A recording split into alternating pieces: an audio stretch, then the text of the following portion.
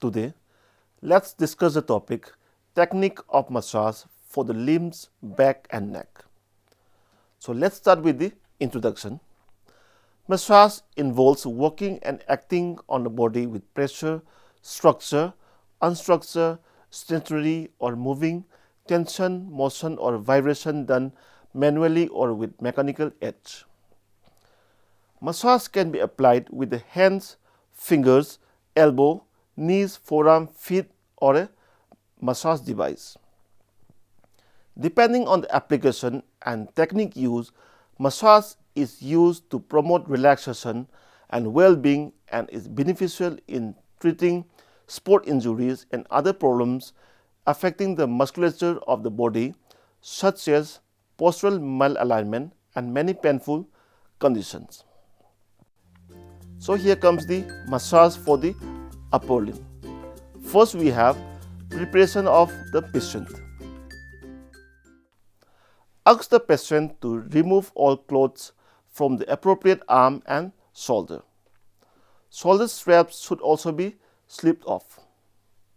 Stand in work standing just beyond the patient finger tips with outer leg forward. Treatment of upper limb. Effuras. Here comes the effuras of the whole limb. The effuras to the upper limb is usually performed with one hand at a time while the other hand controls both the stability of the limb and the position of the hand. The grasp on the hand should be with the palm curved so that it obtains a contact with only palmar margin to avoid sticky grabs. The effuras of the extensor aspect of the arm. One hand grabs the patient hand in mid-prone position and the other hand starts effuras under the little finger and proceeds up to the ulnar border of the forearm and middle surface of the arm to the axilla. Here comes the effuras of the flexor aspect of the arm. One hand grabs the patient hand in mid-prone position and other hand starts from the thumb over the lateral border of the forearm and lateral surface of the arm to the axilla. Turn the palm into more supination and take the stroke again from the palmar aspect over the finger over the front of the forearm and anterior surface of the arm to the axilla. So here comes the kneading. All the kneading manipulation in the upper limb is performed using circling technique. Always be aware that the size of the circle must be related to the size of the area under treatment. The pressure on all the manipulation should be inward towards the center of the arm and with upward pressure so that we can assist the venous blood and lymph flow from distal to the proximal. So next is the double-handed alternate kneading. Double-handed alternate kneading of the upper limb is usually performed straight down the length of the upper limb, from the shoulder to the fingertips. And next is the picking up. Picking up on the upper limb muscle is usually performed with one hand at once and from proximal to distal. The operator's outer hand works on deltoid, tricep and brachioradialis and the inner hand of the bicep brachii and the forearm flexors. The free hand stabilizes the limb adjacent to the working hand. Progress should be in small stages of about 1 to 2 cm at a time. So here comes the muscle shaking. Place the patient limb in the mid-prone position and the bulky muscle like deltoid, tricep, biceps and brachioradialis muscles can be shaken. And one should take care not to bounce on the adjacent muscles. So here comes the muscle rolling. Muscle rolling can be performed on each of the upper limb, which can be picked up, and this manipulation is often easier to perform on brachioradialis than either rigging or picking up. Next is the hacking and clapping. Hacking and clapping are usually performed with the patient's forearm pronated, start at the posterior axilla and down the posterior part of deltoid, tricep, and then onto the forearm extensors. So here comes the massage to the lower limb. First of all, start with the preparation of the patient. Ask the patient to remove all the clothing below the waist except the brief or pants. Check that the feet are clean and not malodorous. If necessary, ask the patient to wash the feet. So here comes the preparation of the treatment couch. Cover the couch with an underblanket and cotton sheet and fix them in position with straps. Provide 2 pillows for the patient head and either one large pillow to go under both knees. For the treatment of lower limb patient can lie either supine or prone. Treatment of the whole lower limb. So start with the effuras. The effuras of the whole limb. There are 2 methods of walking on the foot. First one, each hand start with the fingers over the toes, that on the dorsum transverse to the anterolateral side of the ankle, slightly in front of that on the plantar aspect, which passes in step to the anterior middle side of the ankle. The second one, the alternate methods of walking on the foot is only different from the hand on the dorsum. For each stroke, the hand start with the whole hand on the dorsum of the foot, the fingers over the toes, and the palm over the tarsus. For each stroke, the hand start with the whole hand on the dorsum of the foot, the fingers over the toes, and the palm over the tarsus. The heel of the hand is near to the lateral malleolus. The stroke with this hand is initiating by pivoting it with some depth on the dorsum of the foot, so that our finger turn to lie on the outer side of the foot and then proceed. Whichever method used, we must abduct and extend our fingers so that our hands span first and sides, then the front of the leg over the knees and thigh to the femoral triangle, where we should increase our pressure and pause briefly. Second one, kneading. All the kneading manipulations on the lower limb are performed using the circular technique with the modification for the size of the area under treatment. The first one, kneading of the thigh. The thigh is usually treated with a double-handed alternate kneading dealing with the medial and lateral aspect together and the anterior and posterior aspect together. Second one, kneading around the knees. Start with both hands on the anterior aspect of which the heel of the hand touching above the patella. Walk down, letting the heel of the hand divides round the patella, and again let the heel of the hand meets again below the patella.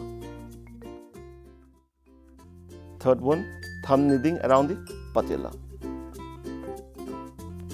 Use the maximum length of thumb and work either one thumb on either side or both thumb on each side. Fourth one, fingertip kneading at the knee. Fingertip kneading at the knee, use fingertips to work on each side of the bony area of the knee with thumb resting on the adjacent areas. The fifth one, kneading of the calf muscles. The lower limb may be flexed slightly to give a better access. The sixth one, kneading of the foot. Place the outer hand on the dorsum of the foot with fingers laterally and thumb below the medial malleolus. Third one, we have picking up. Picking up manipulation can be performed in bulky area of thigh and calf muscles. The fourth one is ringing. Each muscle of the thigh and calf muscle can be treated with ringing manipulation separately. The fifth one is the hacking and clapping. Hacking and clapping on the lower limbs are usually performed regionally.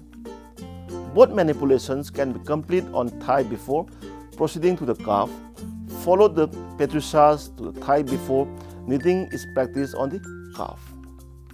The line of work should go up and down the limb with the hand striking the muscle across their length and so across the long axis of the muscle fibers. Massage of the back. Let's start with the preparation of the patient. Ask the patient to remove all the clothing except brief and pants. So here comes the preparation of the treatment couch. The couch with an under blanket and cotton sheet and fix them in position using straps. If the couch has a nose piece, remove it. If not, place two pillows across one another at right angles at the head of the couch so that the patient's nose can be rested on the crossings. Provide a small pillow under the abdomen and possibly one under the ankle and cover the untreated part. Treatment of the back. So here comes the effuras of the back. The effuras manipulation of the back can be divided into two parts. First one, the lumbar stroke, and second one is the back stroke. So first comes the lumbar stroke. Start with our hand on the middle of the lumbar region and its lowest point and finish at the groin. About 3 strokes should be made each with an upward curve so that the whole lumbar region is treated.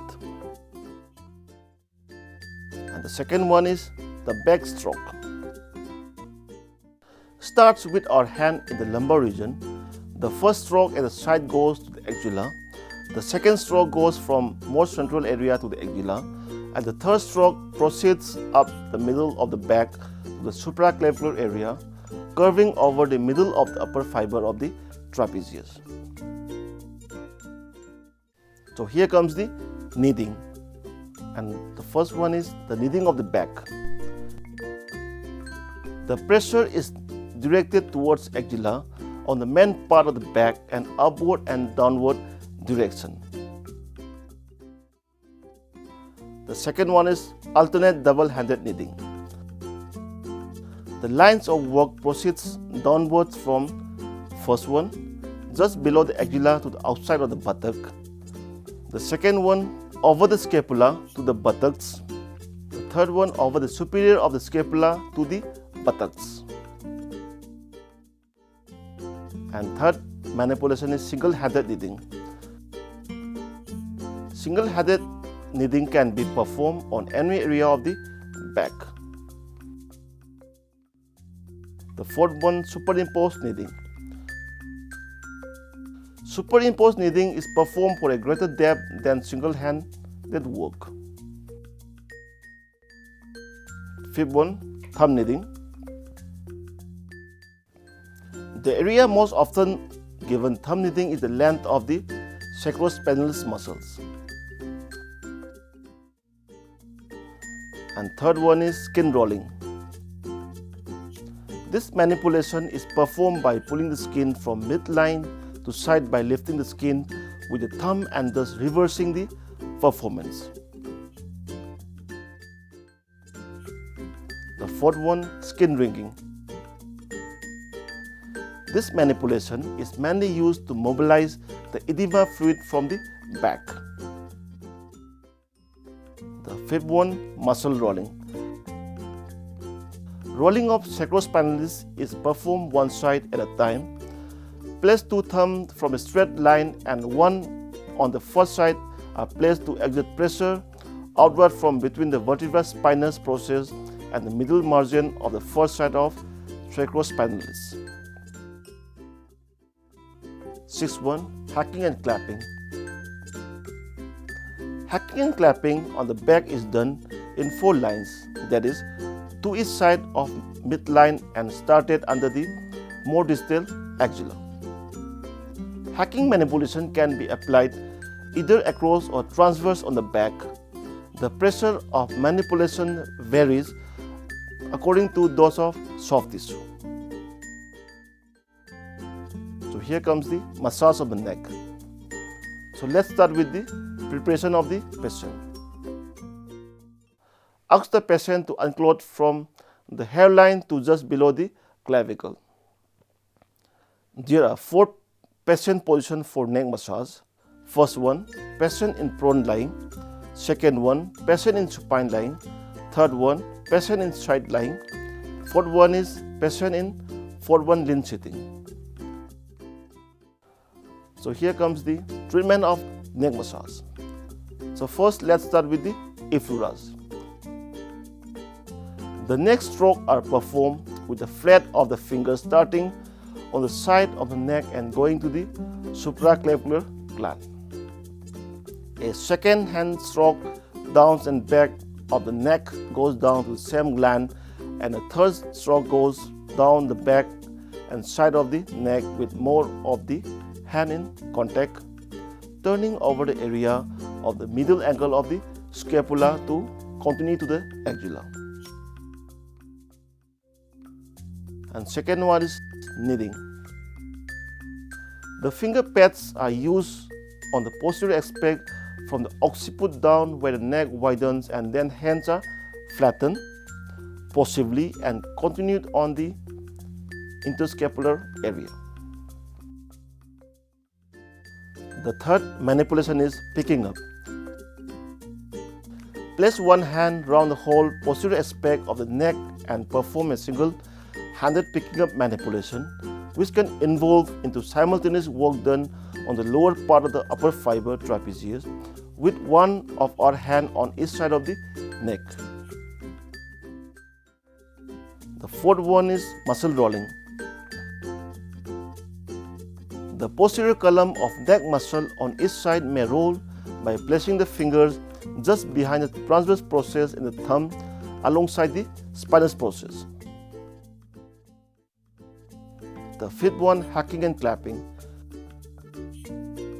Hacking and clapping may be performed on the neck alone, with the line of work starting near the occiput and proceeding to the lateral part of the shoulder. 2 lines may be used, one more lateral and one more posterior on the neck. So here comes the conclusion of today's topic. Anyone can benefit from therapeutic massage when it is done by fully qualified and competent practitioner. Massage is also applicable for people currently in treatment for medical conditions, people with disabilities, and expecting mothers, although further precautions that may have to be taken to protect the health of the patient. Those who are unsure about whether or not therapeutic massage is for them should consult thoroughly to find if there is any contraindications.